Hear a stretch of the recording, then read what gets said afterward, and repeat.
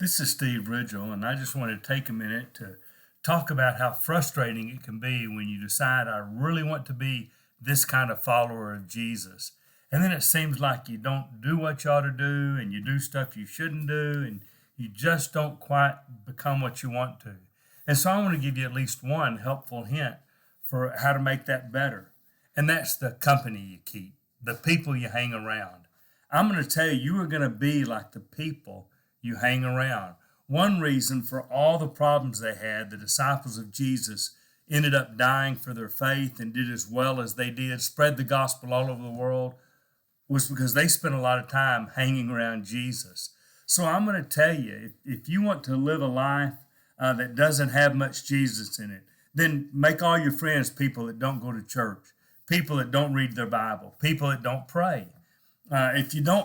If you want to really live a life that's not Christian, then hang around with non-Christians. Hang around people that drink a lot, or people that lose their temper a lot, or people that chase money a lot, or people that hurt people, and people that are selfish. When you hang around those kind of people, because here's the deal, you'll be like who you hang around. So the flip side is also true. You want to do better? Then hang around people who are trying to do better, just like you. Find roommates, find best friends, find teammates, go to church, be involved in a Bible class, find people, hang around people, be with people that are trying to do the same thing you're doing. Now, I get it. It's hard when you say, but all my friends are, and we're supposed to reach, and Jesus hung out with. That's right. Jesus did hang out with sinners. He did. But they weren't his best friends. And they weren't the people he really did life with. He did life with his apostles and a group of followers that were passionately committed to God and to Jesus.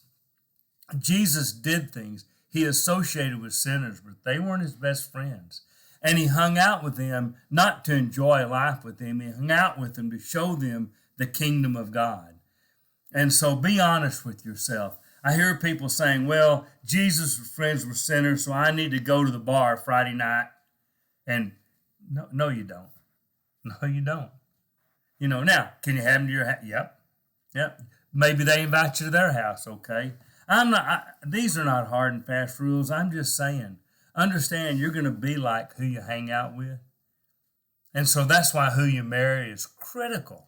Boy, if you're single and you're hoping to get married someday, marry someone that reflects your values, that has the same goals you have, that wants to get to heaven as badly as you do. It'll be hard anyhow, but that helps. So I'm going to tell you, spend a little time thinking about who am I really doing life with? And if you're doing life with the wrong people, then, well, do better. As my friend Gary Rice said when he came back to the Lord, he said, I got to get better friends. And you know what?